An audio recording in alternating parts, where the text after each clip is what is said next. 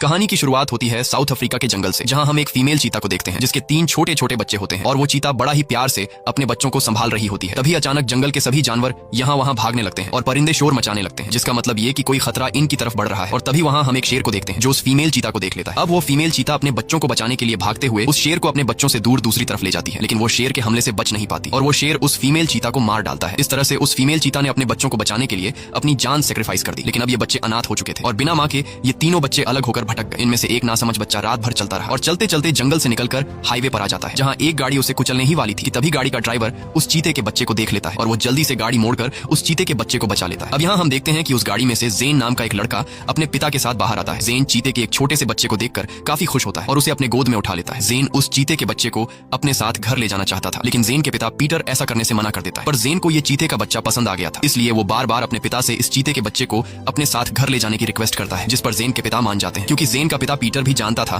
कि अगर इस चीते के बच्चे को यहाँ अकेला हाईवे पर छोड़ दिया गया तो ये किसी गाड़ी के नीचे आकर मारा जाएगा। अब ये दोनों जब उस चीते के बच्चे को घर लेकर आते हैं तो जेन की मॉम उस चीते के बच्चे को देखकर काफी खुश होती है, लेकिन जेन के पिता पीटर को उस चीते के बच्चे से कुछ खास लगाव नहीं था, क्योंकि उसे डर था कि चीते जैसे खूंखार जानवर को घर पर रखना ठीक नहीं और ये चीते का बच्चा कहीं जेन को नुकसान न पहुंचा दे। लेकिन कुछ दिन गुजरने के बाद पीटर भी उस चीते के बच्चे से प्यार करने लगता है। अब यहाँ ये लोग उस चीते के बच्चे का नाम डूमा रख देते हैं और डूमा अब जेन की फैमिली का एक मेंबर बन जाता है, जहाँ सभी लोग डूमा के साथ काफी प्यार से रहने लगते हैं। इस तरह से दिन गुजरते हैं और फिर महीने, और अब डूमा भी काफी बड़ा हो चुका था। एक दिन पीटर खेत में ट्रैक्टर चलाते हुए अचानक बेहोश हो जाता है, जिसके बाद पीटर को तुरंत हॉस्पिटल ले जाया जाता है। हॉस्पिटल से वापस आने के बाद पीटर काफी उदास रहने लगता है, क्योंकि उसे पता चल गया था कि वो कैंसर का मरीज है और उसके कैंसर का लास्ट स्टेज चल रहा है। लेकिन ये बात वो जेन को नहीं बताता। अगले सुबह पीटर जेन को बुलाता है और कहता है कि आज हम डूमा की दौड़ चेक करेंगे कि वो कितने स्पीड से भागता है। जेन को ये आइडिया पसंद आता है। इसके बाद पीटर और जेन दोनों एक बाइक पर बैठकर डूमा को पैदल भागने के लिए कहते हैं। शुरू में तो डूमा काफी स्लो भाग रहा होता है, लेकिन जब ये लोग मोटरसाइकिल की स्पीड बढ़ाते हैं तब डूमा भी अपनी रफ्तार पकड़ लेता है और वो इतनी तेज स्पीड से भागता है कि इनके मोटरसाइकिल को काफी पीछे छोड़ देता है। ये देखकर जेन और पीटर काफी खुश होते हैं। घर वापस आकर जब जेन पढ़ाई कर रहा होता है तब जेन की मॉम अचानक रो पड़ती है। जेन उससे रोने की वजह पूछता है, लेकिन वो जेन को कुछ नहीं बताती। दरअसल जेन की मॉम को पता चल गया होता है कि पीटर यानी कि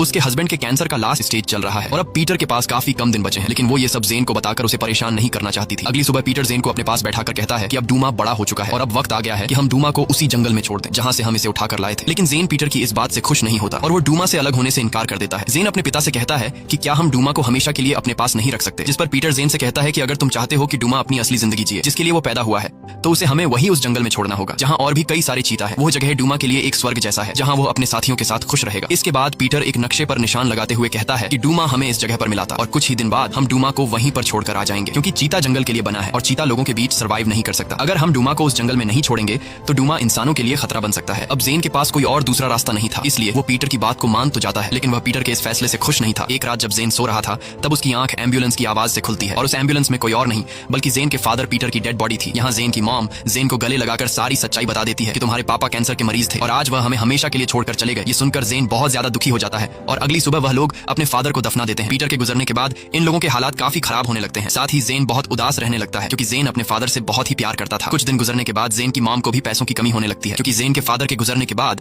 अब इनके लिए कमाने वाला कोई भी नहीं था। इसलिए जेन की मॉम जेन को समझाती है कि हमें ये घर और हमारा खेत किराए पर देना पड़ेगा और हम शहर में जाकर रहेंगे, क्योंकि पीटर के बिना ये सब संभालना इनके लिए बहुत मुश्किल था। इसीलिए अब जेन की मॉम शहर में जाकर अपनी सिस्टर के साथ रहना चाहती है, ताकि शहर जाकर जेन की मॉम वहाँ कोई जॉब कर सके और अपनी फाइनेंशियल कंडीशन को बेहतर कर सके। लेकिन जेन का अपने दोस्त डूमा को छोड़ने का बिल्कुल इरादा नहीं था, इसलिए वह अपनी मॉम से पूछता है कि डूमा का क्या होगा, जिस पर जेन की मॉम कहती है कि डूमा भी हमारे साथ शहर जाएगा। ये सुनकर जेन खुश हो जाता है और अब वह लोग गाड़ी में अपना सारा सामान लोड करके शहर की तरफ निकल पड़ते हैं और वह लोग शहर में अपनी मौसी के घर पहुंच जाते हैं। जेन की मौसी को अपने घर में एक चीता देखकर उसे बिल्कुल भी अच्छा नहीं लगता, लेकिन जेन की मॉम अपनी सिस्टर को समझाती है कि डूमा बिल्कुल शांत है और वह तुम्हें कभी भी नुकसान नहीं पहुंचाएगा। अगली सुबह जेन की मॉम जेन का एक नए स्कूल में एडमिशन करा देती है और जेन की मॉम को भी जॉब मिल जाती है। अब यहाँ डूमा जेन की आंटी के साथ घर पर अकेला होता है, लेकिन जेन की आंटी डूमा से काफी डरी सहमी रहती है, क्योंकि उसे लगता है कि डूमा उस पर कभी भी हमला कर सकता है। अब इस तरह से जेन और उसकी मॉम को शहर में आए काफी दिन हो जाते हैं और ये दोनों शहर में अब काफी खुश रहने लगते हैं। लेकिन एक दिन जेन जब अपनी मॉम के साथ गाड़ी में बैठकर स्कूल जा रहा होता है तब गलती से जेन से घर का दरवाजा खुला रह जाता है और अब डूमा को घर से बाहर निकलने का मौका मिल जाता है। डूमा घर से बाहर निकलकर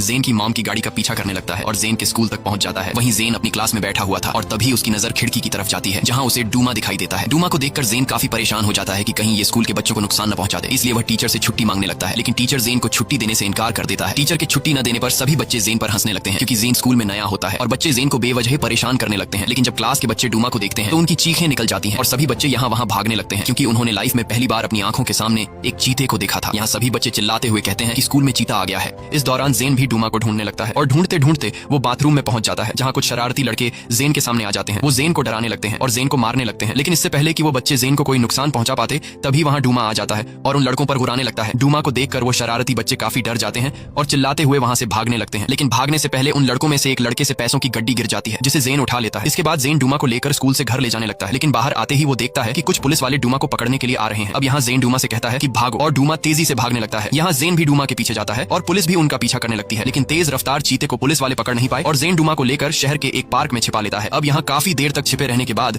जब जेन समझ जाता है कि पुलिस ने अब हमारा पीछा करना छोड़ दिया है, तब जेन डूमा को घर ले जाने का सोचता है। लेकिन डूमा को घर ले जाने से पहले जेन समझ जाता है कि अगर मैं डूमा को घर लेकर चला गया तो वहाँ पुलिस आकर डूमा को मुझसे छीन लेंगे और फिर पुलिस हमेशा के लिए डूमा को जू में बंद कर लेंगे। यहाँ जेन आज के इस एक्सीडेंट को देखते हुए समझ जाता है कि डूमा शहर में लोगों के बीच सर्वाइव नहीं कर सकता। इसलिए जेन डूमा को उस जगह पर ले जाने का सोचता है जहां उसके फादर पीटर ने डूमा को ले जाने का प्लान बनाया था और जेन के फादर ने कहा था कि डूमा वहीं पर खुश रहेगा। इसके बाद जेन अपने फादर का मोटरसाइकिल उठा लेता है और साथ ही उस मैप को भी उठा लेता है जिसमें उसके फादर ने डूमा के घर का लोकेशन सेट किया था। इसके बाद जेन डूमा को मोटरसाइकिल के एक साइड पर बैठाकर उस जगह की तरफ निकल पड़ता है। जाने से पहले जेन अपने मॉम के लिए एक लेटर भी छोड़ता है जिस पर लिखा हुआ था कि मैं डूमा को उसके घर तक छोड़ने के बाद वापस आ जाऊंगा। कई घंटों का सफर तय करने के बाद जब जेन एक वीरान रेगिस्तान इलाके में पहुंचता है तब मोटरसाइकिल में पेट्रोल खत्म हो जाता है और मोटरसाइकिल बीच रास्ते में रुक जाती है। ये देखकर जेन काफी परेशान हो जाता है क्योंकि जब वो मैप में देखता है तो उसे पता चलता है कि अभी काफी लंबा सफर बाकी है। लेकिन जेन हिम्मत नहीं हारता और मोटरसाइकिल को धक्का लगाकर आगे की तरफ ले जाने लगता है। कुछ दूर आगे जाने के बाद उन्हें एक क्रैश प्लेन दिखाई देता है। इसके बाद जेन मोटरसाइकिल और डूमा को उस क्रैश प्लेन के पास ले जाता है जहां ये लोग कैंप कर लेते हैं और रात यहीं गुजारने का फैसला करते हैं। अब रात हो जाती है और जेन प्लेन के अंदर सो जाता है और डूमा बाहर पहरा देने लगता है। तभी डूमा दूर से एक आदमी को आते हुए देखता है। वो आदमी रेगिस्तान में मोटरसाइकिल देखकर उसे चुराने लगता है और मोटरसाइकिल को स्टार्ट करने की कोशिश करता है। लेकिन मोटरसाइकिल स्टार्ट करने के शोर से जेन जाग जाता है और बाहर आकर उस आदमी से पूछता है कि तुम कौन हो और यहाँ क्या कर रहे हो। जिस पर वो आदमी कहता है कि मेरा नाम रिप है और मैं साउथ की तरफ अपने गांव जा रहा हूं। जिस पर जेन कहता है कि हम वेस्ट की तरफ जा रहे हैं। ये सुनकर वो आदमी चौंक जाता है और पूछता है कि हम कौन, तुम तो अकेले हो। और तभी वहां पर डूमा आ जाता है। डूमा को देखकर रिप घबरा जाता है। तब जेन उसे कहता है कि डरो मत, ये मेरा दोस्त है और ये तुम्हें कुछ भी नहीं कहेगा। यहाँ जेन रिप को अपनी पूरी स्टोरी बताते हुए कहता है कि मैं यहाँ इस चीता को उसके घर छोड़ने के लिए आया हूँ। ये सुनकर वो आदमी कहता है कि जिस जगह तुम जा रहे हो वो जगह बहुत ही खतरनाक है क्योंकि वहाँ जंगली जानवर रहते हैं जो तुम्हें जिंदा नहीं छोड़ेंगे। जेन कहता है कि मुझे इससे कोई फर्क नहीं पड़ता, बस तुम अगर मुझे थोड़ा सा पानी दो तो बदले में आधे रास्ते तक मैं तुम्हें मोटरसाइकिल पर पहुंचा दूंगा। ये सुनकर वह आदमी मान जाता है और जेन को पानी की बोतल दे देता है। पानी पीने के बाद जेन उस आदमी को पूरी सच्चाई बता देता है कि मोटरसाइकिल में पेट्रोल नहीं है। ये सुनकर वो आदमी कहता है कि कोई बात नहीं, मेरे पास एक दूसरा जुगाड़ है। और अगली सुबह हम देखते हैं कि ये लोग मोटरसाइकिल पर एक लकड़ी से पैराशूट बांध लेते हैं जिससे हवा के दबाव के कारण बाइक आगे की तरफ बढ़ने लगती है। वहीं दूसरी तरफ हम जेन की माँ को देखते हैं जो जेन के लिए काफी परेशान हो रही होती है और वो पूरे शहर में जेन के मिसिंग के पोस्टर चिपका देती है।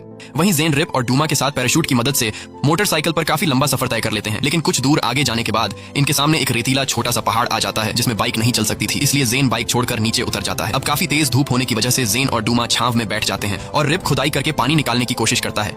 जेन को लग रहा था कि रिप बेवकूफ है और वो यहाँ से कभी भी पानी नहीं निकाल पाएगा, लेकिन रिप को गांव में रहने की वजह से एक्सपीरियंस था कि पानी किस जगह पर है और कुछ ही देर की खुदाई के बाद रिप पानी निकाल लेता है। ये देखकर जेन बहुत ज्यादा खुश हो जाता है और ये तीनों पानी पीकर अपनी प्यास बुझा लेते हैं। लेकिन सिर्फ पानी से इनका गुजारा कहाँ होने वाला था क्योंकि ये तीनों पिछले कई दिनों से खाना नहीं खाए थे और भूख से इनका बुरा हाल होने लगा था। और तभी कुछ दूर आगे बढ़ने के बाद जेन को पास में एक शतरमुर्ग दिखाई देता है। जेन ने सोचा कि यह एक अच्छा मौका है डूमा की शिकार करने की काबिलियत को चेक करने का और जेन डूमा को शतरमुर्ग के शिकार के लिए भेज देता है। लेकिन डूमा जो बचपन से ही एक पालतू जानवर की तरह रह रहा था और उसने कभी भी जंगल में रहते हुए किसी जानवर का शिकार नहीं किया था, इसलिए वो शतरमुर्ग डूमा से भाग जाता है। लेकिन डूमा अपनी सूंघने की शक्ति से उस शतरमुर्ग के अंडे ढूंढ लेता है। अंडे देखकर जेन काफी खुश हो जाता है और ये लोग उन अंडों को पकाकर खा लेते हैं। लेकिन यहाँ रिप हंसते हुए बोला कि अगर यह चीता ऐसे ही शिकार करने में कमजोर रहा तो यह चीता अफ्रीका के जंगल में जिंदा नहीं रह पाएगा क्योंकि वहाँ कई खतरनाक जानवर हैं जो इसे मार डालेंगे। अगर डूमा को जिंदा रहना है तो इसे एक चालाक शिकारी बनना पड़ेगा। लेकिन यहाँ जेन रिप को नक्शे में एक जगह दिखाकर कहता है कि मेरे पिता ने कहा था कि इस जगह पर और भी कई सारे चीता रहते हैं और डूमा उन चीतों के साथ मिलकर शिकार करना सीख लेगा। रिप नक्शा देखकर कहता है कि जिस जगह तुम जा रहे हो वो जगह बहुत ही खतरनाक है, वहाँ से बहुत कम लोग जिंदा बचकर निकल पाते हैं। रिप जेन से कहता है कि मेरी मानो तो तुम वापस शहर चले जाओ और शहर जाकर तुम इस चीते को बेचकर ढेर सारा पैसा कमा सकते हो। लेकिन जेन ये सुनकर रिप पर गुस्सा हो जाता है क्योंकि डूमा जेन का दोस्त था और जेन डूमा को किसी भी हाल में अकेला नहीं छोड़ने वाला था। रिप इस छोटे से लड़के की हिम्मत को देखकर उससे काफी इंप्रेस हो जाता है और कहता है कि मैं भी डूमा को तुम्हारे साथ उस जंगल में छोड़ने का साथ दूंगा। इसके बाद ये दोनों उस जगह की ओर निकल पड़े। कुछ दूर आगे जाने के बाद जब जेन ने रास्ते में अपनी कंपास देखी तो कंपास वेस्ट की तरफ इशारा कर रही थी, जबकि रिप जेन को दूसरी तरफ गलत रास्ते से ले जा रहा था। जेन को उस पर थोड़ा शक हुआ, लेकिन जेन बिना कुछ कहे चुपचाप उसके पीछे चलता रहा। रास्ते में इन लोगों को एक हीरे की खदान मिलती है। उस जगह की जांच करते हुए रिप को एक नुकीला औजार मिला, जिसे लेकर रिप ने उसे एक नुकीला भाला बना दिया ताकि अगर कोई जानवर इन पर हमला करने आए तो ये लोग इस भाले की मदद से खुद को बचा सके। तभी इन्हें दूर एक हेलीकॉप्टर नजर आता है जो इनकी तरफ बढ़ रहा था, जिसमें कोई और नहीं बल्कि जेन की माँ थी जो जेन को ढूंढने की कोशिश कर रही थी। अब यहाँ रिप जेन से कहता है कि इस हेलीकॉप्टर में कुछ बुरे लोग लोग हैं जो हमें मारने के लिए आ रहे हैं। इसलिए ये दोनों एक कमरे में जाकर छिप जाते हैं, जिस वजह से जेन की माँ जेन को देख नहीं पाती और वहां से चली जाती है। जेन को पता ही नहीं चलता कि उस हेलीकॉप्टर में उसकी माँ थी। कुछ देर बाद यहाँ रात हो जाती है और ये लोग आग जलाकर बैठ जाते हैं। यहाँ रिप जेन को अपनी स्टोरी सुनाता है और कहता है कि कुछ साल पहले मैं पैसा कमाने के लिए गांव छोड़कर शहर चला गया था, लेकिन शहर में मुझे काम नहीं मिला। फिर मेरे कुछ गलत दोस्त बन गए जिनके साथ मिलकर मैं चोरियां करने लगा और फिर एक दिन मैं पुलिस के हाथों पकड़ा गया और मुझे 2 साल की जेल हो गई। अब मैं पूरे 3 साल बाद अपनी फैमिली से मिलने जा रहा हूँ। यहाँ रिप जेन से फिर से वही बात दोहराता है कि हमें इस चीते को वापस जाकर शहर में भेज देना चाहिए, लेकिन जेन ऐसा करने से साफ इनकार कर देता है और यहाँ जेन को रिप पर शक होने लगता है। इसके बाद ये दोनों सो जाते हैं। अगली सुबह ये दोनों फिर से सफर पर निकल पड़ते हैं और तभी रिप को सामने एक हीरे की गुफा नजर आती है। रिप हीरे पाने की लालच में अंदर चला जाता है। जेन को अब रिप पर भरोसा नहीं था, इसलिए वो डूमा को लेकर अकेले आगे की तरफ निकल पड़ता है। लेकिन तभी अचानक उसे अंदर से रिप की चीखने की आवाज सुनाई देती है, जिसे सुनकर जेन भागते हुए गुफा के अंदर चला जाता है और देखता है कि रिप मिट्टी में दबा हुआ है। यहाँ जेन जल्दी से उसके मुंह से मिट्टी हटाता है ताकि वो सांस ले सके, लेकिन जेन रिप को पूरा बाहर नहीं निकालता। रिप जेन से कहता है कि मुझे बाहर निकालो, लेकिन जेन रिप को बाहर निकालने से इनकार कर देता है और उससे पूछता है कि पहले बताओ तुम मुझे नॉर्थ की तरफ क्यों ले जा रहे थे। इस पर रिप कहता है कि मैं तुम्हें नॉर्थ की तरफ इसलिए ले जा रहा था क्योंकि नॉर्थ का रास्ता शॉर्टकट है, जिससे हम जल्दी उस जंगल तक पहुंच जाते जहां डूमा की तरह और भी चीते रहते हैं। लेकिन जेन समझ चुका था कि रिप झूठ बोल रहा है और वो हमें फंसाकर वापस शहर ले जाकर डूमा को बेचना चाहता है और साथ ही वो मुझे मेरी माँ के पास छोड़कर इनाम हासिल करना चाहता है। इसलिए जेन रिप को वहीं दबा हुआ छोड़कर चला जाता है। गुफा से बाहर निकलकर जेन रिप का वो नुकीला भाला भी उठा लेता है। इसके बाद जेन फिर से डूमा को लेकर सफर पर निकल पड़ता है। कुछ दूर आगे जाने के बाद इनके सामने एक नदी आती है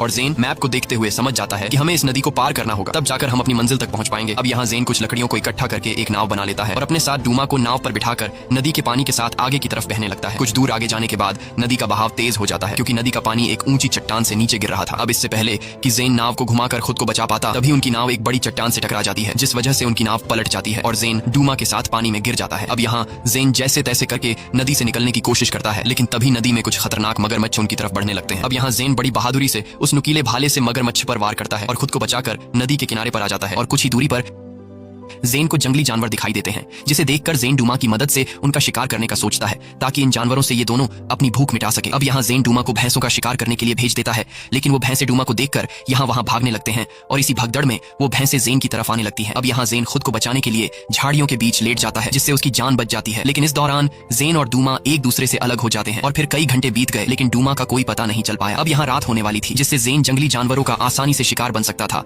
लेकिन जेन खुद की बिना परवाह किए डूमा को ढूंढने लगता है, पर डूमा उसे कहीं पर भी नहीं मिलता क्योंकि डूमा शिकारियों के लगाए गए जाल में फंस गया होता है। डूमा उस जाल से खुद को निकालने की कोशिश करता है, पर काफी कोशिश के बाद भी वो शिकारियों के लगाए जाल से निकल नहीं पाता। अब यहाँ रात हो जाती है और जेन काले अंधेरे में अपने साथी डूमा को तलाश कर रहा होता है, पर तभी जेन के पीछे एक जंगली सुअर लग जाता है और जेन खुद को बचाते हुए भागने लगता है, लेकिन भागते भागते अचानक उसका पैर पत्थर से टकराने की वजह से वो नीचे गिर जाता है और बेहोश हो जाता है। लेकिन फिर कुछ देर बाद जेन को जब होश आता है तो वो खुद को डूमा और रिप के साथ पाता है। दरअसल रिप ने ही ऐन वक्त पर आकर चीते को जाल से छुड़ाया और जेन को भी बचा लिया। सुबह होने पर जेन रिप का शुक्रिया अदा करता है और साथ ही उस हीरे की गुफा में रिप को अकेला छोड़ने के लिए माफी मांगता है, लेकिन रिप कहता है कि तुमने उस वक्त बिल्कुल सही फैसला लिया था। मेरा सच में यही प्लान था कि मैं तुम्हें वापस ले जाकर इनाम लूंगा और तुम्हारे चीते को बेचकर पैसे कमाऊंगा ताकि मैं अपने परिवार के लिए कुछ पैसे ले जा सकूं। लेकिन फिर मुझे ख्याल आया कि मैं शुरू से ही धोखे और गलत रास्ते से पैसे कमाता था, जिस वजह से मैं जेल चला गया। लेकिन जब तुमने मुझे उस गुफा में अकेला छोड़ा तब मुझे अपनी गलती का एहसास हुआ और जब मैंने तुम्हारी बहादुरी और हिम्मत देखी कि तुम इतनी छोटी उम्र में भी एक जानवर के लिए अपनी जान खतरे में डाल रहे हो, तब मैंने ठान लिया कि आज के बाद मैं कोई भी गलत काम नहीं करूंगा। ये सब सुनकर जेन को रिप पर थोड़ा भरोसा हो गया। रिप ने वादा किया कि मैं डूमा को उसके घर तक ले जाने में तुम्हारी मदद करूंगा और तभी इन दोनों को जंगल में 2 हिरण दिखाई देते हैं। जेन ने डूमा को उन हिरणों के पीछे दौड़कर पकड़ने को कहा, लेकिन चीता अभी तक शिकार करना सीख नहीं पाया था, इसलिए वो 2 हिरण डूमा के हाथ से निकल जाते हैं। ये देखकर जेन और रिप काफी मायूस हो जाते हैं क्योंकि इन दोनों को काफी भूख लगी थी। शाम होने पर उन्होंने जंगल के एक हिस्से में रोशनी देखी जहाँ कुछ टूरिस्ट कैंपिंग करने आए थे, जिसे देखकर रिप और जेन के दिमाग में एक आइडिया आता है और आइडिया यह था कि इन टूरिस्ट से खाना कैसे चुराया जाए। अब प्लान के मुताबिक जैसे ही सुबह होती है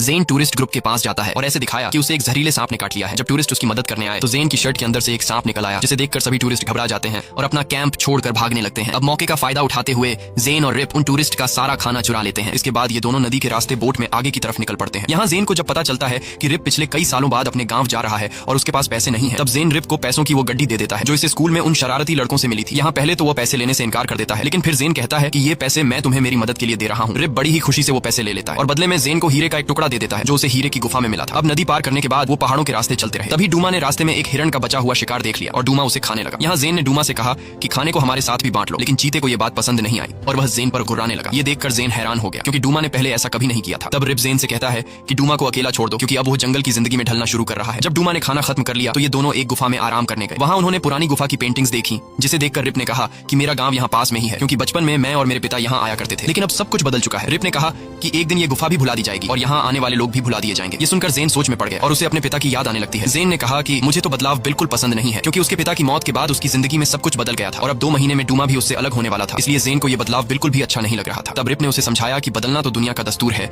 इसे रोका नहीं जा सकता, लेकिन जरूरी नहीं कि हर बदलाव बुरा हो। देखो, उसी बदलाव की वजह से तुम आज एक मजबूत और हिम्मत वाले लड़के बन गए हो और डूमा भी एक पालतू जानवर से बदलकर जंगल के तरीकों में ढल रहा है। अगली सुबह ये दोनों गुफा से निकले और एक बड़े घास के मैदान तक पहुंचे जहां दूर से रिप ने अपना गांव देखा। गांव को देखते ही रिप और जेन दौड़कर गांव की तरफ बढ़ने लगे, लेकिन तभी अचानक मक्खियों के एक झुंड ने इन पर हमला कर दिया। अब यहाँ रिप खुद की बिना परवाह किए अपनी शर्ट निकालकर जेन को पूरी तरह से ढक लेता है, जिस वजह से सारी जहरीली मक्खियां रिप पर बैठ जाती हैं और उसे काट लेती हैं। मक्खियों के जहर से रिप की हालत खराब होने लगती है। कुछ देर बाद रात हो जाती है। अब यहाँ रिप जैसे तैसे हिम्मत जुटाकर आगे बढ़ने की कोशिश करता है, लेकिन उसके शरीर में जहर फैलने के कारण उसकी आंखें बंद होने लगती हैं और कुछ देर बाद रिप की हालत इतनी खराब हो जाती है कि वो अपने हाथ पैर तक भी हिला नहीं पा रहा था। तभी यहाँ तेज बारिश शुरू हो जाती है और अंधेरे में शिकारी जानवर घूमने लगते हैं। अब यहाँ जेन ने कुछ लकड़ियां और सूखी घास इकट्ठा करके आग जलाई ताकि ये दोनों शिकारी जानवरों से बच सकें। कुछ देर बाद बारिश भी रुक जाती है, लेकिन रिप की हालत अब और ज्यादा खराब होने लगी थी, इसीलिए जेन फैसला करता है कि वो रिप के गांव जाकर वहां से मदद लेकर आएगा। जेन ने डूमा से कहा कि मैं मदद के लिए जा रहा हूं और तुम यहाँ रिप का ख्याल रखो। अब जेन जैसे ही गांव की तरफ बढ़ने लगता है तभी जेन के पीछे कुछ शेर पड़ जाते हैं, जिसे डूमा देख लेता है। अब अपने दोस्त को खतरे में देखकर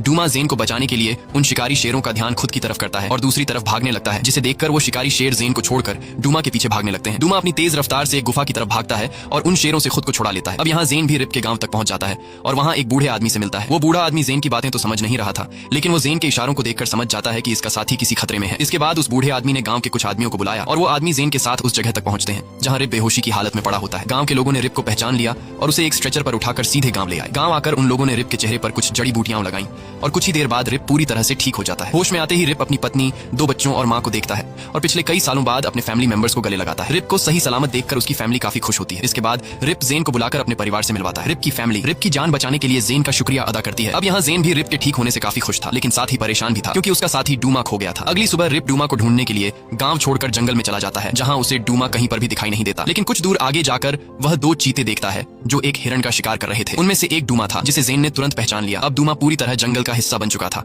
और वो अपने साथियों के साथ काफी खुश था। यह देखकर जेन को अपने पिता की बात याद आती है कि डूमा को उसके असली घर में ही जीने देना चाहिए। अब यहाँ दुखी मन से जेन अपने दोस्त को जंगल में छोड़कर जाने लगता है, लेकिन तभी डूमा दौड़ते हुए जेन के पास आता है और जेन को प्यार से अपनी जबान से चाटने लगता है। जेन भी डूमा को गले लगा लेता है और आखिरी बार अपने दोस्त को अलविदा बोलकर कहता है कि मैं तुम्हें कभी नहीं भूलूंगा। अब यहाँ जेन डूमा को जंगल में छोड़कर वापस आने लगता है। तब रिप दोनों दोस्तों को जुदा होते हुए देखता है। जेन की आंखों में आंसू आ रहे थे। रिप जेन को अपने पास बुलाता है और कहता है कि तुम्हें अब घर वापस लौटना चाहिए क्योंकि तुम्हारी माँ तुम्हारा इंतजार कर रही होगी। अगले सीन में हम जेन की मॉम को देखते हैं जो अपने फार्म पर काम कर रही होती है। जेन की मॉम आज भी इस उम्मीद में थी कि उसका बेटा वापस आएगा। तभी मोटरसाइकिल पर जेन आकर दूर से हाथ हिलाकर अपनी माँ को हेलो करता है। यह देखकर जेन की मॉम को लगता है कि शायद यह उसका वहम है क्योंकि उसे हमेशा जेन के वहम आया करते थे। लेकिन जब जेन अपनी माँ की तरफ बढ़ने लगता है तब पास आकर जेन की माँ समझ जाती है कि यह कोई वहम नहीं बल्कि सच में मेरा बेटा जेन है। इसके बाद जेन की माँ दौड़कर अपने बेटे को गले लगा लेती है और जेन भी अपनी मॉम से मिलकर काफी खुश होता है। इसी के साथ यह कहानी खत्म हो जाती है। अगर आपको यह वीडियो अच्छी लगी हो तो हमारे चैनल को सब्सक्राइब और वीडियो को लाइक जरूर कीजिएगा।